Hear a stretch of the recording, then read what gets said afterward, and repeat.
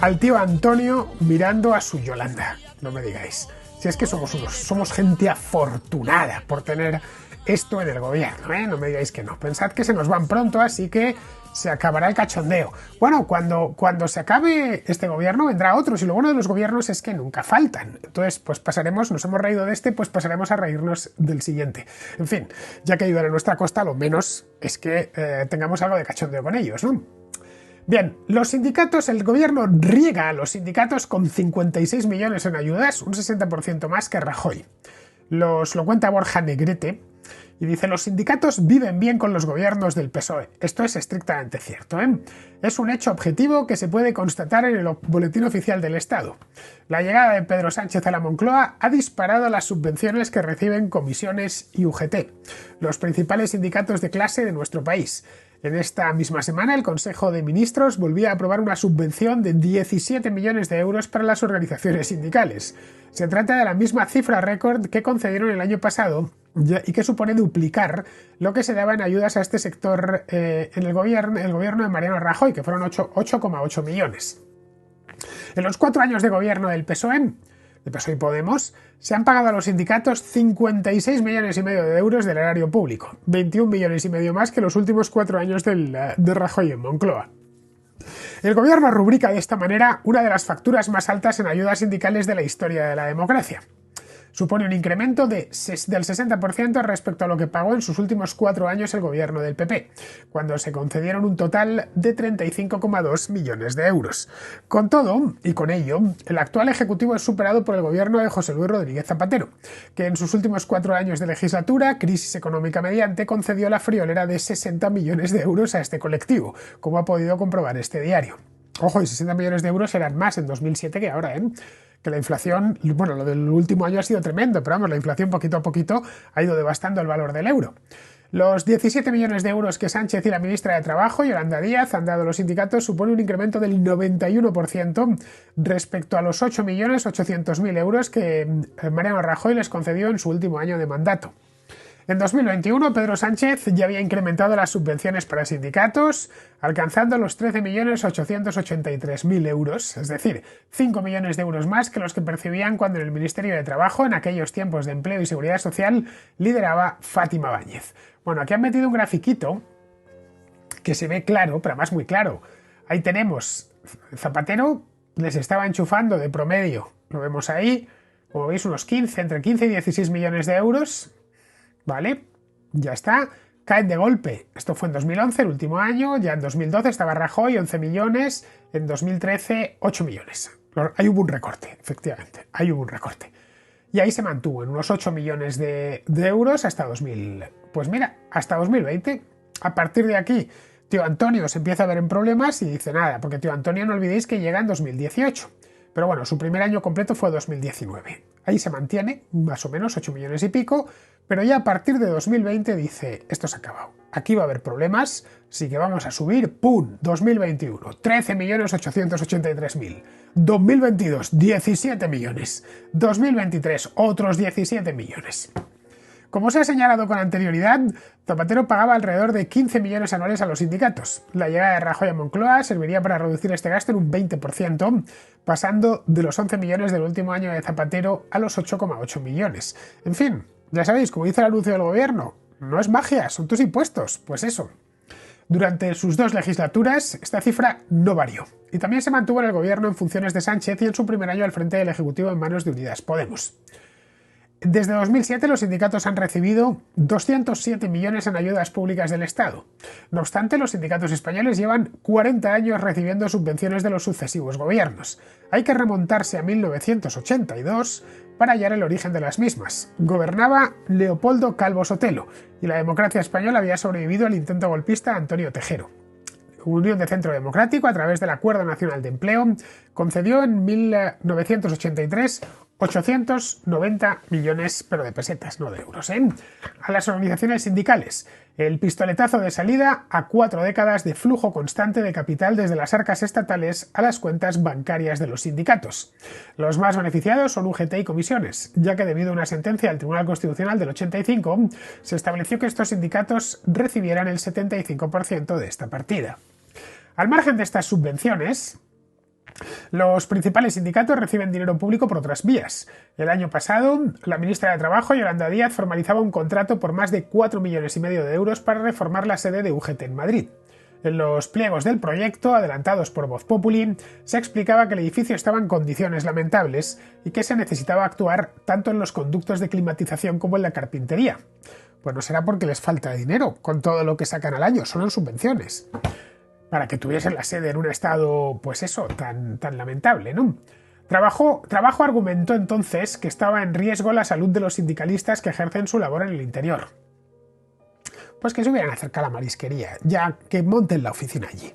Total, ¿para qué estar en un gobierno, para qué estar en un edificio que está mal, pudiendo estar tomándote unas gambitas o unos percebitos, ¿no? Más recientemente, este periódico daba cuenta de otro guiño, en esta ocasión de la ministra de Igualdad, Irene Montero, a los sindicatos.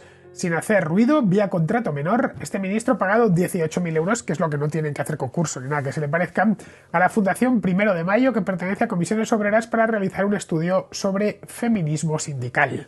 Muy urgente ese estudio, 18.000 euros. Bueno, yo por la mitad, Irene Montero, ahí lo tenemos. Esto es de hace poco, ¿eh? Esto es del 15 de marzo, estamos a 21. Bueno, Irene Montero paga 18.000 euros a Comisiones por un estudio sobre feminismo sindical. Yo lo veo, claramente. La biografía de la pasionaria, no sé qué, pero insisto, Irene, yo te hago el mismo estudio, de hecho, seguramente mejor redactado, pero no por 18, te lo hago por 3.000. Mira, 3.000.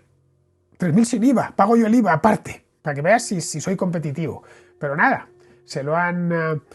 catering feminista, bueno, esta noticia es magnífica. Qué pena que me pasase. ¿Cuándo fue esto? La semana pasada, claro, es cuando estaba yo en Córdoba y en Jaén, cuando fui a Andalucía, por eso no la pude traer aquí a la contra en directo. 18.000 euritos, muy bien, 18.000 euros es el sueldo de mucha gente todo el año, ¿eh? Bruto.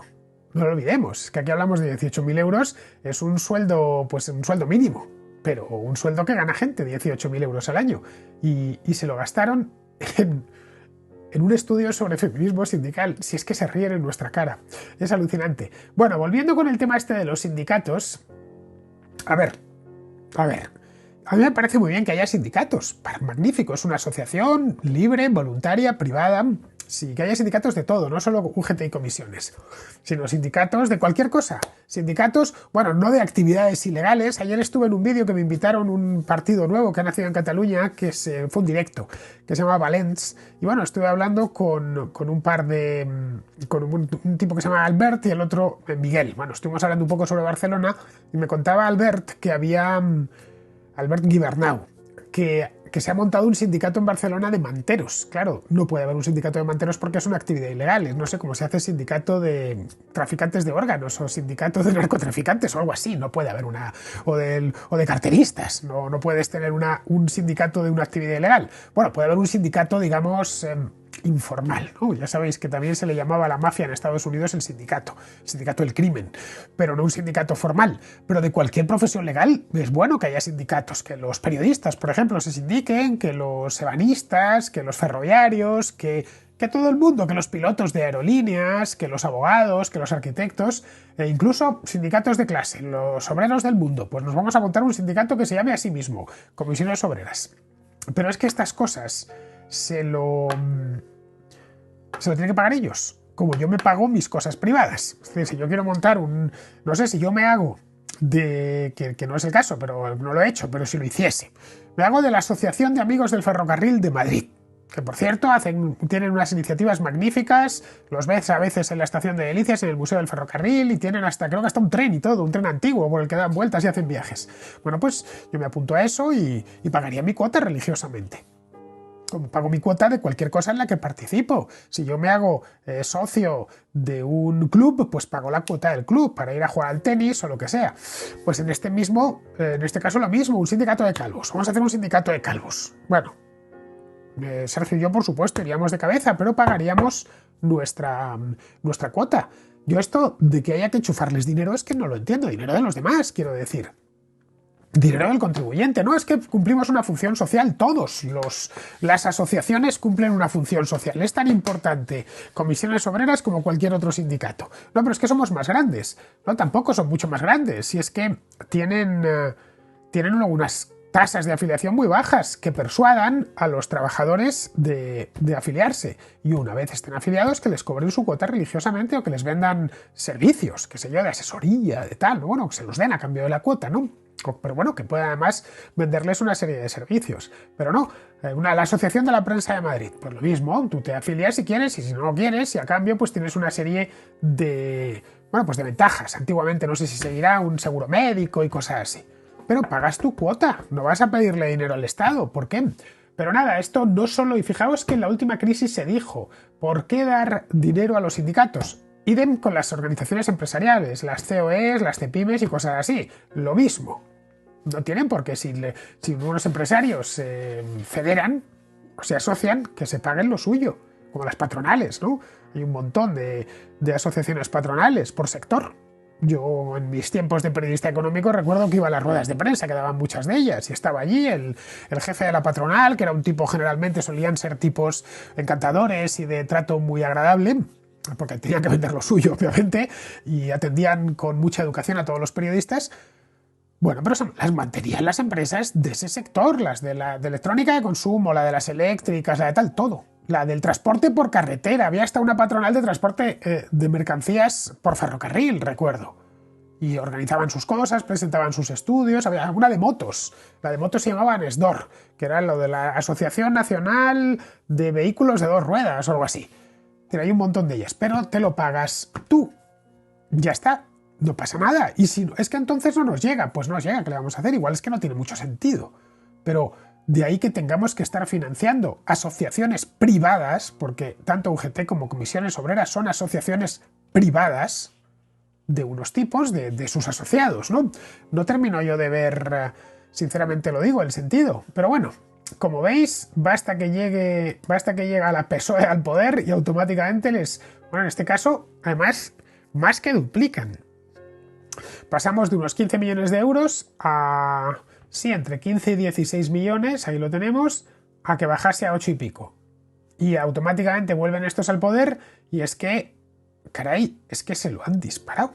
Pero bueno, da igual las veces que lo digamos, lo seguirán haciendo. Tenedlo muy en cuenta porque esto, nos guste o no nos guste, va a ser así. No sé cómo explicaroslo, es inevitable, es muy atractivo poderse enchufar al presupuesto, lo que acabamos de ver con Irene Montero. Esto en este caso además es una cantidad pequeña, ¿no? Bueno, pequeña, ya digo, es el sueldo de un trabajador, pero que podemos decir, claro, hablando de 56, 60 millones de euros, claro, 18.000 euros parece poco, pero bueno, que es poco en comparación, siempre comparado con lo otro. Pero bueno, 18.000 euros y perdonadme la expresión, pero es que no me sale otra, por una gilipollez, porque es que esto es una gilipollez, es que ese dinero, en serio, estaría mejor en nuestros bolsillos. De verdad os lo digo, y que lo empleásemos en lo que cada uno crea que tiene que emplearlo. Pero bueno, ya que está en el bolsillo en el bolsillo del Estado, no sé, creo que hay mayores urgencias que la de financiar un estudio sobre feminismo radical. Sinceramente lo digo, que hay cosas muchísimo más urgentes. No sé qué os parece a vosotros, pero a mí desde luego. Pues si alguien, decídmelo en los comentarios, pero si alguien encuentra que la mejor manera de gastar 18.000 euros es en esta tontería, pues no sé, que nos dé sus razones y estaré, por supuesto, encantado de leerlas.